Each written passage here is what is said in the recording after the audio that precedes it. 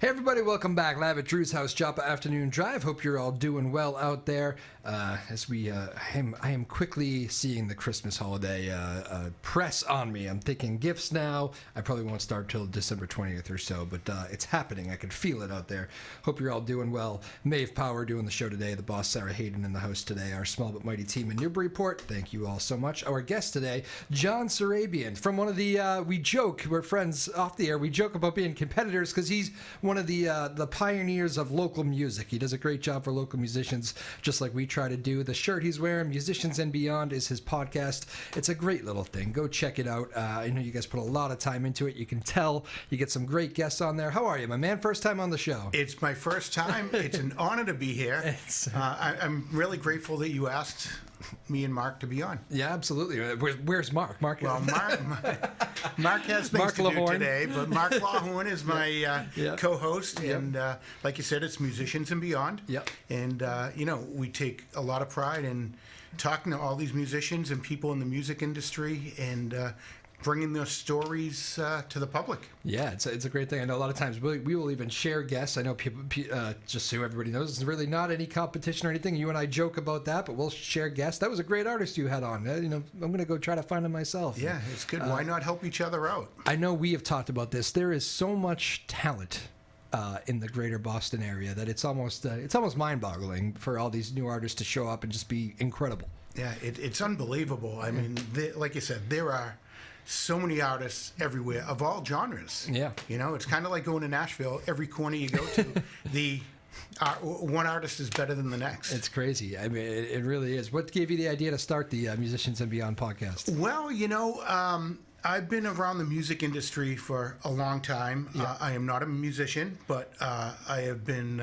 grateful enough to have a good friend that is very big in the music industry and has taken me on the road with them as a tag-along for weeks on end for the last 30 years. And I've got to see the world and, meet all kinds of musicians. And I'm not musically inclined whatsoever myself. And that said musician did some recording. And I was asked to come in the studio and hang out, and ended up doing a lot of spoken word on his albums. Oh, wow. And some gang vocals, which I found tremendously fun. I like the idea that I'm not in front of a crowd, because I do get a little bit of stage fright, and that's true. Yeah, but I like doing the behind-the-scenes things, and, if you screw it up, you can go back and redo it and fix it. It's a lot of fun, and I actually was the second choice. I didn't make it, but for the big McDonald's commercial a couple years back about the Newman's Own Organic Iced Coffee. Oh, no kidding. That was me, the second one. I have there you go. thing. So some of the voiceovers, but that's not my trade. I'm a firefighter by day and a podcaster by night. Okay, very good. Mixing those two lives, I like it. Actually, the firefighter thing I have questions on. We'll get to that in a little bit. Do you avoid saying the musician? Is that who the guy that's been helped that you? No, that's fine. Okay. Pat Badger from the legendary rock band Extreme. A friend of the show. You're very friendly with, and he's been on the show as well. He's such a nice guy. One of the best. I mean, I only surround myself with good people, and that's why I'm here today, Drew, with you. That's very sweet of you to say. He is. It's always funny because that guy has. I always say he has seen it all. I mean, Wembley Stadium. He's. Talk about a guy who probably doesn't get stage fright anymore. It's going to be him, right? Although maybe he does. You never know. But I always think those guys have hit such high peaks. It's just nice that they're normal, down to earth, and sweet really people in real life. They At really least Pat is. And they're bigger now than ever. Yeah. It's crazy. Yeah. I joke with Patrick and say, you're a rock star again. Yeah. I know, right? Because they were huge, top of the world, number one. Hit More Than Words that all your listeners and viewers probably know. And it's funny too because he has a good sense of humor about the whole band does about that song, because their biggest hit became, that's not really their sound. It's it's a rockin' band, and then they did this kind of stripped down acoustic. Nuno plays acoustic guitar, and just the two of them. The music video has Pat Badger with the lighter, I think. Is that right? Yeah, with the lighter with his feet up and reading the newspaper and all kinds of stuff. They had fun with it, and it became their biggest hit. And if you follow Extreme on social media, you'll see pictures of Patrick. He'll do selfies and he'll say, guess what Pat Badger does during More Than Words? And he'll be in backstage drinking a beer while the others are out there working. So. Yeah, but talk about a great live band too. I mean, you go out to see Extreme play, they rip it up. Oh God, yeah. They're in their 50s, and they run around that stage like they're still in their 20s. And something about the music in the blood, right? I was thinking today, Rolling Stones. I had a good. These guys talk about sense of humor. Rolling Stones tickets are brought to you by AARP. Did you see that commercial? No, I didn't. But I said Mick had to sign off on that. He must have thought it was pretty funny. But yeah, how appropriate. I know. Those guys in their mid-70s and packing Gillette Stadium. But man, something about music being in the blood, I guess. Yeah, it's great stuff. Great. Music really is quite a thing. It brings a lot of people together. How so? Firefighter job during the day too. That's how do you juggle all this stuff? Yeah, so I've been doing firefighting. I'm in my 30th year. Yeah, what city? Winchester, town of Winchester. Yeah, I'm a captain over in Winchester. Yeah. And with the schedule, I was able to find time to do this. That's very sweet of you. Thank you. As a hobby for myself, for my own mind, for the musical artists out there. I mean, they don't get enough attention that they should. These people work hard, and with the internet and stuff now, they don't get paid like they should be. But speaking of that, I mean, I know everybody I talk to about the podcast world, and you are a legitimate podcast. I mean, you have an idea, you want to do something as a passion project, and you started from the ground up. That's what you did. Everybody I talk to who does that, even the ones who have hit it big, they say it's hard at the beginning. I mean, it's a lot of hard work. I guarantee you have some of those stories of the early grind. Maybe it still is a grind for you. But oh, God, absolutely. Yeah. I'm glad that you brought that up because when I got into this thing, I was like, I love doing the back scene things with Patrick and, that kind of thing. And I'm like, this would be great. I know enough musicians and, kind of network that whole thing. I don't know what the hell I'm doing. So thank God for YouTube. Yeah.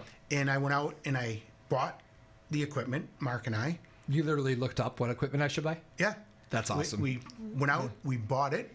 I didn't even know how to plug it in. And again, YouTube. Yeah. Trial and error. I'd do just fake podcasts of me talking, and then I'd tweak the voices and so forth. Yeah. And kind of got it. And, we had some friends, some Nashville Grammy-nominated artists that volunteered to be our first victims. Yeah.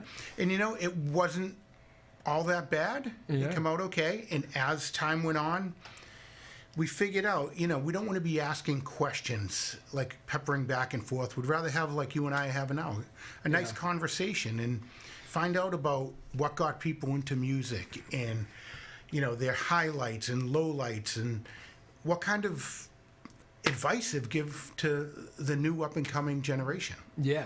No, it's funny. People, I think the casual thing is when you stepped on there a little bit. The people always ask me, they're like, so what do you do? How do you hit on all these topics with people? And I'm like, I don't really take notes. It's just the whole goal is to kind of just meet somebody and just have a genuine conversation, listen to what they're saying, and it usually leads to something else. Right.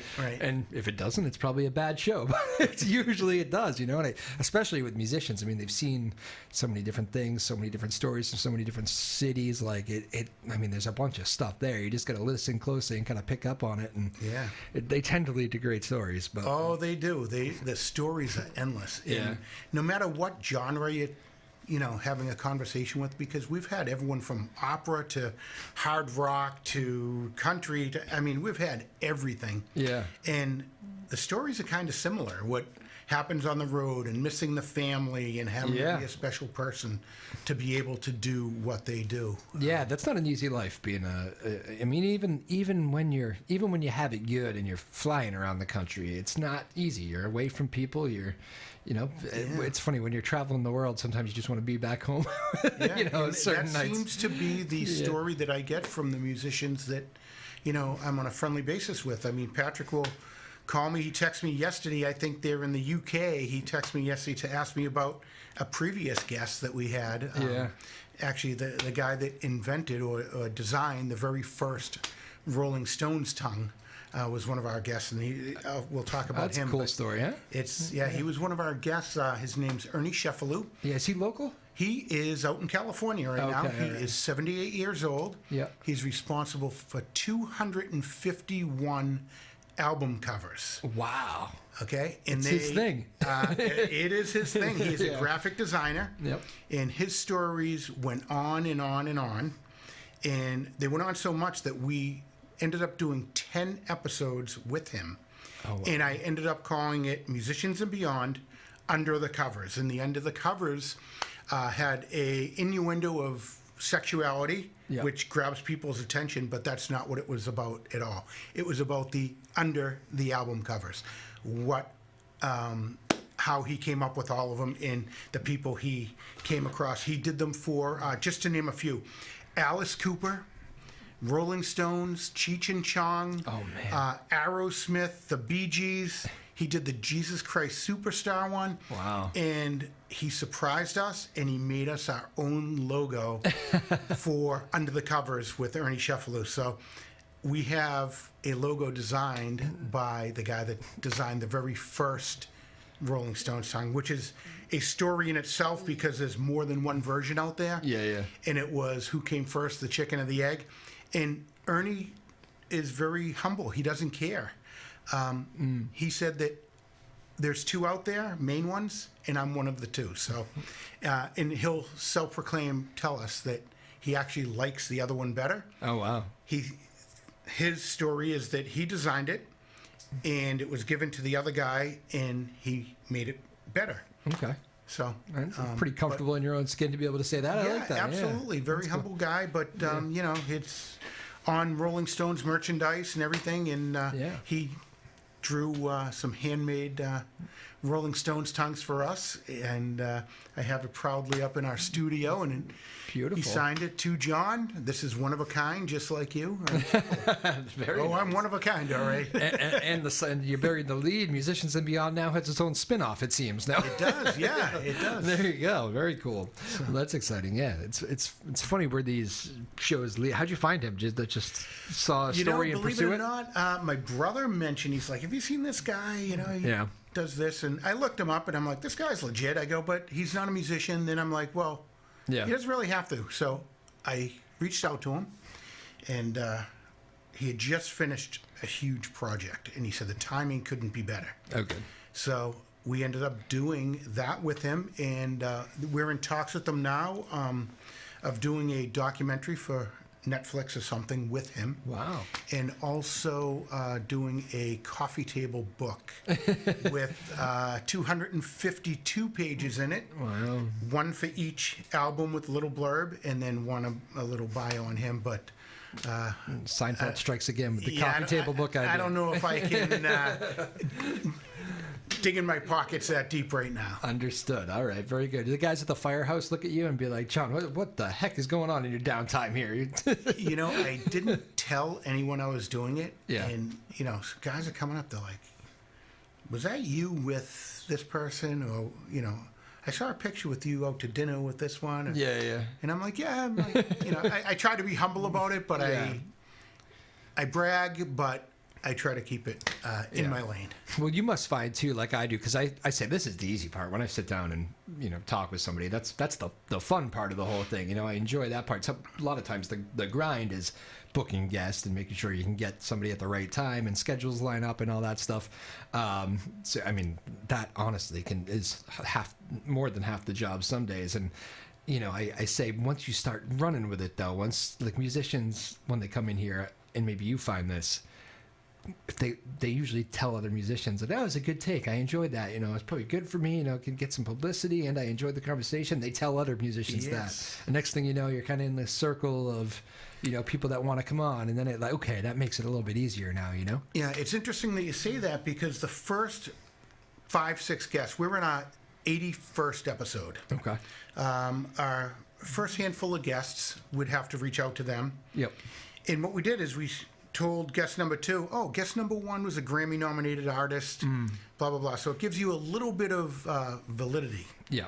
And then as you start building, then we found artists were reaching out to us to come on the show. And I found it the most with the people from The Voice. Yeah. We had with Morgan Miles, who was a contestant on The Voice. Okay. And I asked her, I said, Morgan, you interested? Absolutely. So she came on and she told some interesting stories. But once hers was released, about 3 or 4 other contestants of The Voice reached out to us. It's free advertisement for them. Yeah. There's nothing negative. We go through it with them at the end and say, was there something you said that you don't want out there, or you want to retract it? And it was interesting because Morgan Miles, very pretty blonde girl from Nashville, Tennessee, got into a conversation with us when we asked her advice for up-and-coming musicians, and she had a few choice words to talk about some management people that she was involved with that, really raked her over the coals monetarily in the past. And at the end, I said to her, Morgan, you want that out? I go, I don't know if it's really a good look. She's like, no. She goes, I want that in there because that's how I feel. Yeah. And I was very surprised. And then another guest, the conversation went fantastic, and at the end, they said, can you take that out about my family not really supporting me? Because I had asked something like, who's been your biggest supporter through this? And, they had said that their family wasn't. And then they said, my mother listens to this. She's going to be brokenhearted. So absolutely. Yeah. I mean, Thanksgiving would be weird. We'll take that out. I mean, we don't want to piss off our guests because, like you said, it is a small world, and you treat them good, they're going to treat you good, and the word gets out there. For such a big world, the music industry and the podcasting world, I mean, you could make it or break it with how you approach different things. No doubt. Yeah, we had a period where we were doing this show was always at the same, it airs at the same time still, but we'll actually, and it's, I'm honest with our listeners, well, not all these shows are done live. A lot of them are recorded, them, and we'll play them back. There was a time, though, when everything was live, that made this job a lot harder, because to get musicians to a certain place at the same exact time and make it work in the afternoon, not always the easiest thing for a musician, this is early. The sun's still out. Yeah, they have a different They have a different clock. I don't know what exactly. So doing the kind of recording made us helped ease that a little bit. But with that, you could make cuts theoretically. But I always told musicians when they're in here, and it's funny, we've never made a cut to any of the songs being played, and their musicians have forgotten words. They've screwed up. You know how it happens. A lot of these songs are new that they're trying to promote, and they're like, "Oh, geez, I haven't actually practiced that part yet," or whatever. And they'll have these moments, and I'd always tell them beforehand, if you do screw up, I would like you to treat it like it is live, though, because it usually ends up being a good moment for you, And almost always it is. They usually laugh about it. It turns into a thing. Sometimes we talk about times when that's happened on stage, and so I've never actually had any artist say to me, "You know what? I didn't like that performance or whatever. Can you cut it or fix it or take that out?" Right. I've never had it. It's crazy. It's actually a good lesson for the younger musicians because everyone isn't perfect. Right. What you hear on the radio, it's not supposed to be. Right. What you hear on the radio is done in a studio. Yeah. Multiple cuts. They're able to tweak sounds and put in background whatever. Yeah. And this is the real life. So it's great that they look up to their heroes and say, they're a human being like I am. No doubt. I mean, there's that. Actually, you mentioned Aerosmith earlier. I heard Steven Tyler. It was an old interview, I think, but I heard it recently where he's talking about what is that song? It's one of the ones with the funky instrumentals at the beginning. And Stern asked him, "What you know what I'm talking about? Yes. What's that sound at the beginning?" And something broke, right? He broke, yeah. Yeah. What song was that? I forget. I heard the same interview. It's a huge song. It's like one of the big Aerosmith ones. I actually went back and listened to it like 10 times. I did too. It was some kind of like twang, and and you heard a snap. And he's like, it sounded awesome. So those snap kind of is a good word. Happen. I know. And he's like, and we kept it in because it just sounded perfect. So, it's not so important. And there's another story I always like when I think about that sort of stuff. Neil Young, who's like notorious for, he likes one take. He'd rather not sit there and really dwell over a song for a while. He's very raw with most of his stuff. And they were talking about how, that version is so great. I didn't realize that's you on lead guitar at the beginning. And he goes, yeah, you should have heard the first take though, because that was like number 10 And like the first take, I told the guys, I was like, "We got it," and I wanted to run out. And he's like, it almost got the impression like rest of the band thinks I'm lazy. You know, Crosby, Stills, Nash and Young, like it's one and done. Who does that? But the first one was the one. We ended up going with like number 10, and it was good. But that first one, I'm telling you, that was the take. Yeah. So I was like, those stories are great. That's why I do this show. I love hearing that stuff. It's fun hearing we open up the show and we say, you're hearing the backstage life lyrics and long journeys of the music industry. And that's what we're doing. We're getting I like that slogan. We're getting the deets. Yeah. I should come up with a slogan. What do you got? You got one for me? You know what? We got that on the back of our brand new Let me see that thing. Shirts right here. Oh, and this is for you. Oh, thank you, sir. Yeah, those are hard to get. So the front is what you're wearing, right? The front is what I'm wearing. Okay, there we go. Let's show you the back here.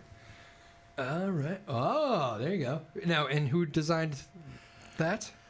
Mark came up with the slogan, and we just kind of threw the T-shirt together. Beautiful. And, thank you, sir. Yeah, great. My pleasure. And while we're giving out gifts, you guys have a beer? We have a beer. No we had kidding. A little deal with a Angletree Brewing. Okay. And they put our stickers on or labels on a bunch of. No kidding. A bunch of their products, and we promote them, they promote us, and man, you guys are doing it right. Well, we're trying to, and I was hoping for a whiskey company or something good. You and I, we both had a whiskey over our time together here. Yes, we did. Absolutely. With our friend, and I want to thank our friend Francois Simard. Yep. Because I wouldn't know you without our friend Francois. That is true. Yeah, we actually both talked to him today. We're having a laugh off the air today. He keeps calling and calling and calling. No, I'm just kidding. And you're actually a big part of the Seabrook Idol that he's about to jump off with in January. Yeah, well, I don't know if I'm a big part, but he reached out to me and asked if I would give him a hand last year. Oh, people loved that last year, yeah. And it was great. We interviewed all of the contestants the first day of the Idol, and it was nice hearing everyone's story. Yeah. And then we also came back the very last day to the finalists, and part of the prize was they won their own episode on Musicians and Beyond. And how'd that go? Finish strong? It was great. It was great. Lauren, right? Lauren Mahoney. Yeah, she was great. Yeah. Good kid. She came on here. People loved her on this. People love her everywhere she goes. Yeah, nice kid. She's got a great way about her. Yeah. Super talented, and the future is nothing but bright. I always like the combination of super talented and great head on you is good, because if you have one without the other, it can be a problem. Yeah, one of our guests is a member of Emerson, Lake and Palmer. Okay.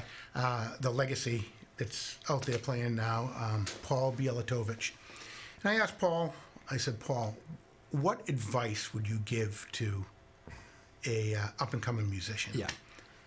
It was the best advice I heard, and I said to him after he said it, I said, Paul, I know a lot of people that never got that memo. Yeah. And the memo was, don't be a dick. Yeah.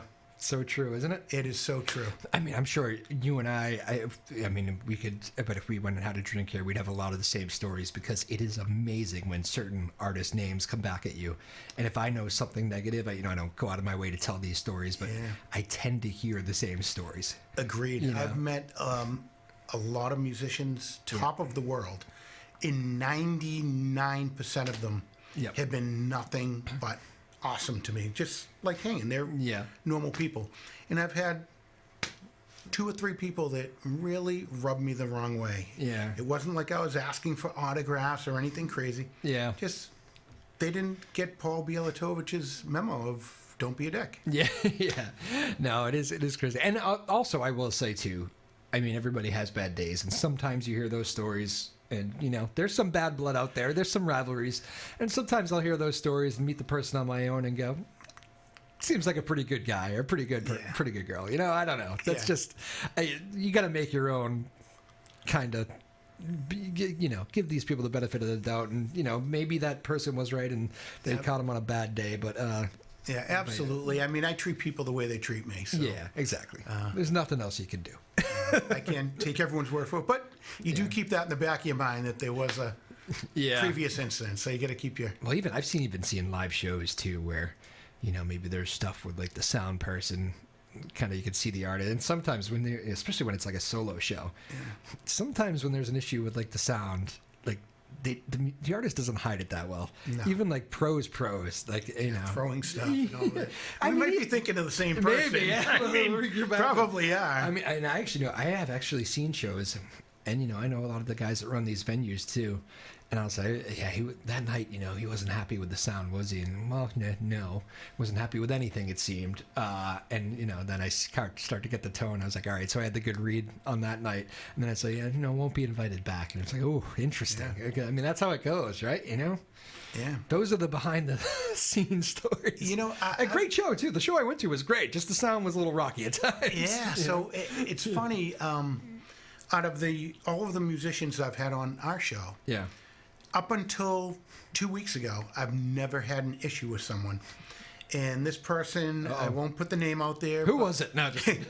But he's up for a Grammy. Yeah. And once that happened, you know, he scheduled something, changed it, rescheduled, Yeah. and then texts me and he says, "We're doing it now," like I'm in the studio in the middle of the night, and just really rubbed me the Yeah. wrong way. And I ended up basically telling this very well-known musician, "I think we're all set. I don't think we're," Yeah. you know, so, but they expect you to drop everything on their time, which I don't mind working with people, but, Yeah. you know, sometimes, geez, you know, there's a way to ask people, Yeah.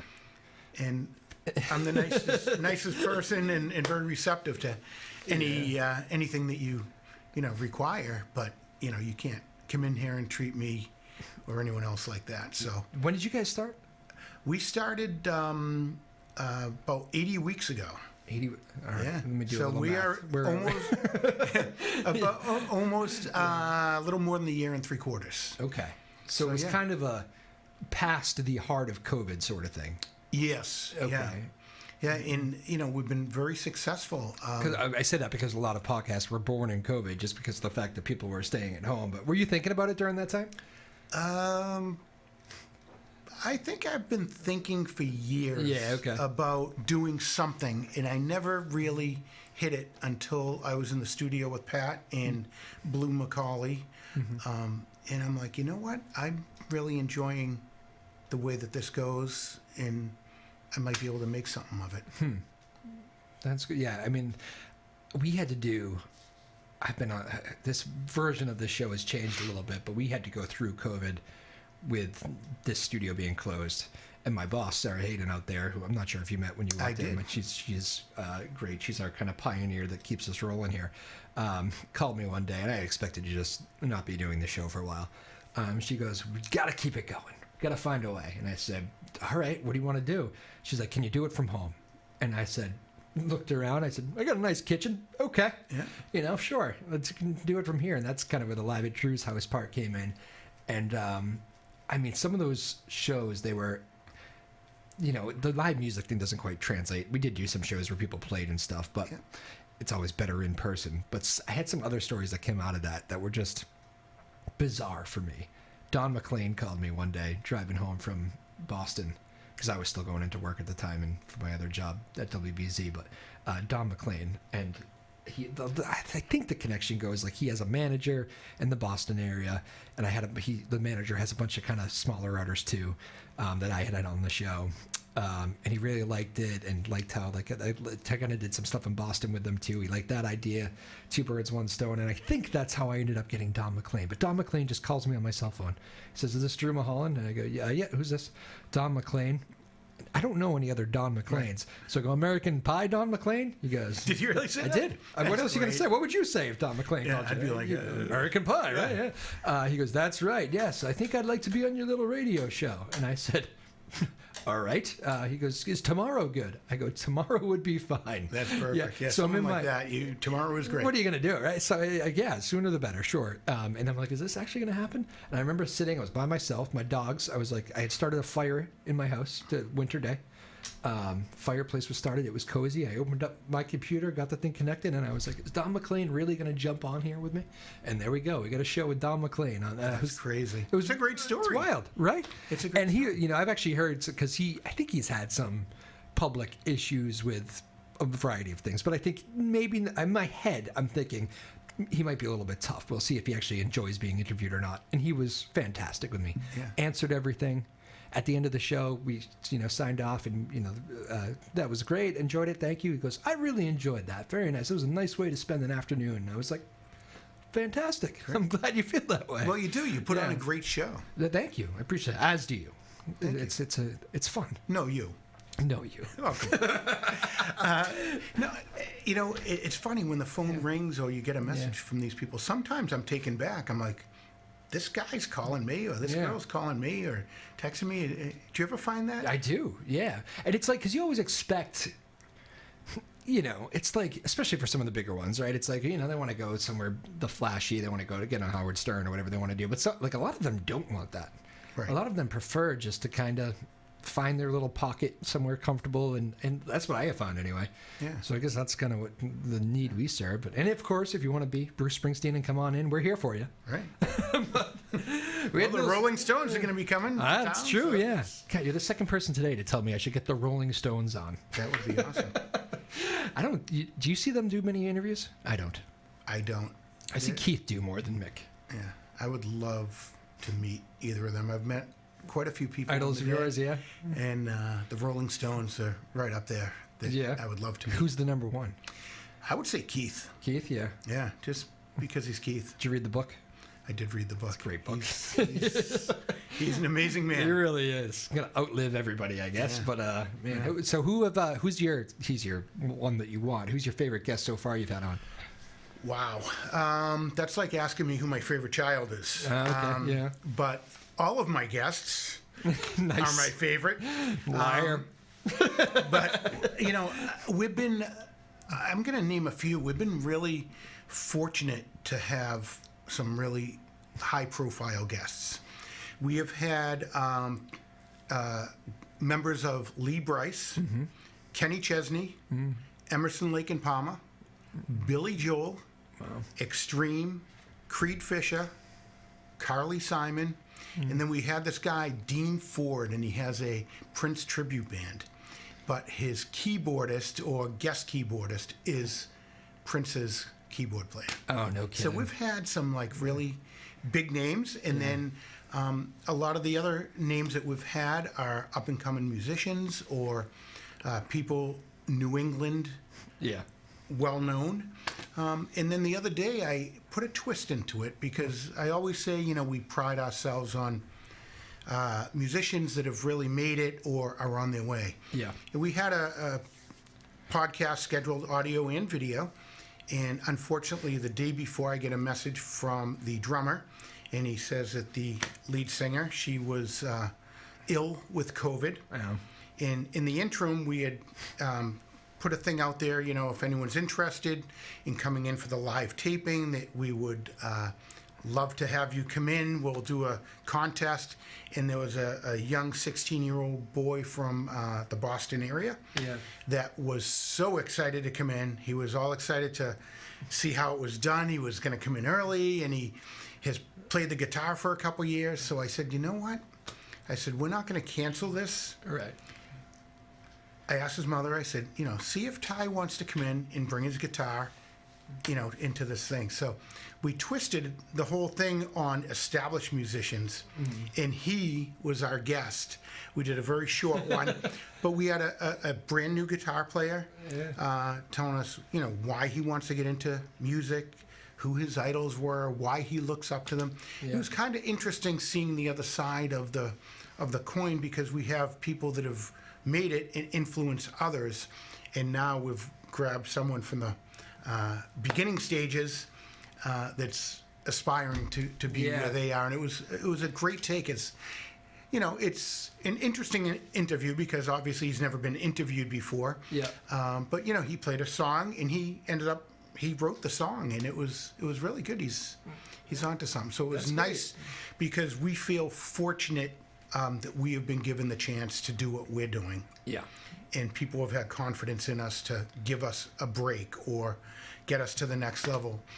We thought it was a great time to give back and give this young kid a chance, and it really felt good to give back. And some of these, it is fun to land, the big fish that comes on like we talked about. But that it really is, for me, those have been some of my favorite shows, is just having these young artists, even maybe not, some of them aren't even young, but some of them are in the beginning stages of their career. Some of them decided to pursue music professionally, dropped the other job, recently. That's a story we get a lot. During COVID, I said, you know what, it's time to follow your dreams, forget the accounting job, and let's go for it. That's a big moment. That's a huge, that's a gutsy move on these people to it is. Go for something that is so highly unobtainable. Yeah.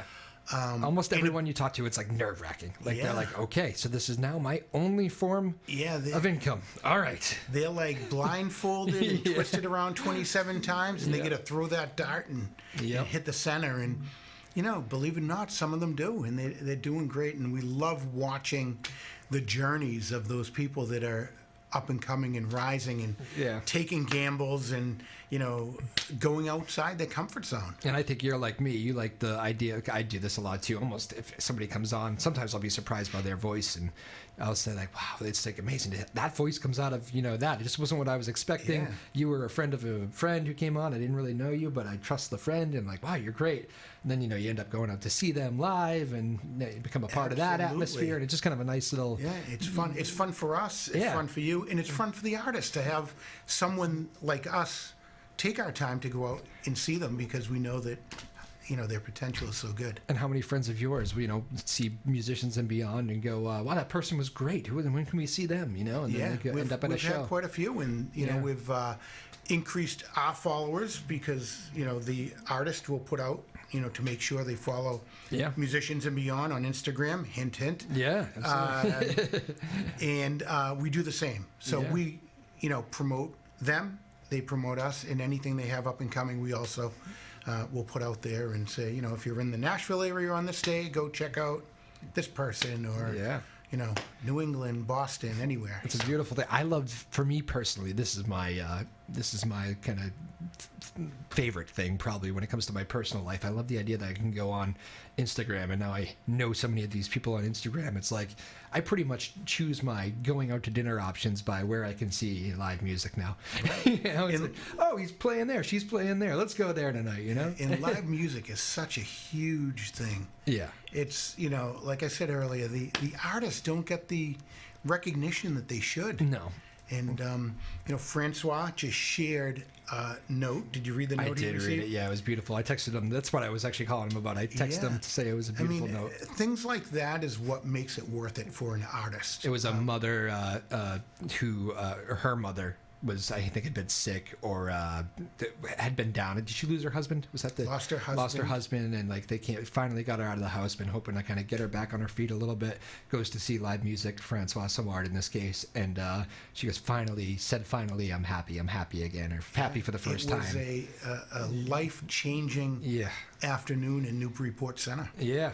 That's why, and he said that, Francois, of course, said that's why he does this. And I think so many musicians feel that way. It's easy, I think, for you. We've all been to these places. I know you have, where you go and you see some amazing talent. Maybe it's somebody you've had on the show. Maybe it's somebody you want to have on the show. But like somebody who's just great. This person can sing like one of the best singers I've ever heard. And this bar or whatever, like the TVs are going, the people are talking, and you're like, what in the world? Yeah, and you're like, this guy should be selling out stadiums. Exactly. Are you guys listening? Is anybody paying attention? Like that stuff used to happen to me all the time, And I guess maybe that's partly why I took the show in this direction. But oh man, that part drives me crazy. But that's what, there's so much great talent out there. It is nice to be able to focus in and listen to them and hear these great stories. So I appreciate you guys doing the same thing. Again, John Surabian joining us here. Mark Lawhorn is his. Do I say that okay, Mark? Yeah, Mark Lawhorn. Lawhorn, yeah, more like Mark. How you doing out there? Hope you're doing well. Happy holidays to you and your fam. Good partner, Mark. You guys enjoy working? He's one of the best. We laugh so hard. So we have like a kind of a banter thing going on. It's like. Just little zings here and there, but it's all in fun and in love, and even hanging out. I haven't got to hang out with you guys too extensively, but the short times that I have, you guys take shots at each other. It's pretty funny. Oh yeah, no, it's a lot of fun, and we do it, and it kind of stimulates conversation and brings the mood light to what's going on, and sometimes we will bring in a little side something of whiskey or something. Oh, yeah. And sample during the. There you go. During the See, show. Sarah won't let me do that. So you know what it is? We used to have, and we still do. A lot of this show is based on a lot of the high school kids actually will put their time in. They'll come over here for credits and work for like internships, and so I mean I think that's kind of frowned upon. But I've had a few incidents where I've had to say sorry about that. Kids, don't pay attention to that. Pay no attention to the crazy man behind the microphone. Actually, yeah, there's been situations where people have forgotten they're on TV. Yeah. Interesting, right? It happens. And there's also been situations where people have forgotten it was a live broadcast. Okay. And yeah, that's on them, not on me. Yeah, as long as you're behaving, that's good. But Sarah, I think, is going, what? Huh? Oh man, but no, it is great, and I like that too. I like having the high school kids produce the show. Maeve's a full-time employee who's doing the show right now, but she has a lot of help, and especially summer times, there's summer programs that go on here. So I do like the idea of like that kind of younger generation that somewhere along the line found that I was old now. They're like, I'm like, wait, you're not into, I don't know that artist. They're like, well, it's the biggest person out there right now, Drew. You should get into him. I'm like, all right. Well, we'll have to listen to them more, Yeah. I like having them around. It's kind of nice. Yeah, no, it's great. And you're able to, you're very successful in what you do. And it's nice that they're able to work alongside with you and you can kind of nurture them because it's kind of a dying breed. You don't see a lot of kids being live musicians anymore. Yeah. As back in our days, the 80s and so forth. Yeah. And, there's a million other things to do, right? There's like video games and everybody's on their phone and all that stuff. Yeah, so it's nice that we're able to, give back. I'm constantly inviting people into the studio to try to stimulate them into getting into it, younger generations. We've had producers that say, I want to be a radio talk show host. I want to do this someday. And I said, that's the best compliment, right? If you can enjoy watching these shows from the outside and want to do that, I mean, that's good stuff right there. It is good stuff. And people have been telling me radio is dying for like 15, 20 years now and still seems to be doing okay. So. It's still out there. It still goes on when I turn the knob on my... It's in that car, isn't it? Yeah, in the car. No doubt. All right, well, John Surabian, we always end our show with first-time guests by doing a little rapid fire. Some very quick questions. Let's go. Got to go right away. Hit me. All right, you want to, before we do this, you want to real quickly just tell people again, Instagram, websites. Instagram, www.musiciansandbeyond.com. Yep. Instagram is Musicians and Beyond. We have a YouTube channel. We're on Facebook, Musicians and Beyond. We appreciate every follow that we get. And if you have any recommendations of some really good up-and-coming artists, send them our way. We'll consider them for a future episode. And steal as many guests from us as you want, because I'm sure as hell going to do the same to you. Yeah, we're willing to give them to you. Beautiful thing. It's all good for the greater good, right? All right. Favorite food. We'll start easy. Steak. Favorite musician, favorite band. Favorite band, I'm going to have to say Extreme. I thought you might say that. Favorite venue in the world to see a show. Favorite venue would be the Bluebird Cafe in Nashville, Tennessee. Oh, nice. Favorite city in the world? Nashville, Tennessee. Nashville, okay, those overlap. Toughest part about being a firefighter? Working with ourselves. Because of the downtime? Yeah, the downtime. It's sometimes we're our own worst enemies, but when the stuff hits the fan, we really pull together and get the job done. Yeah, it's such a strange job in that regard because so much of it is waiting, and then it's all in. Man. Yeah, a lot of training and waiting, and then when you work, no one works harder. Yeah, thank you for your service. I don't think I said that earlier today. Our pleasure.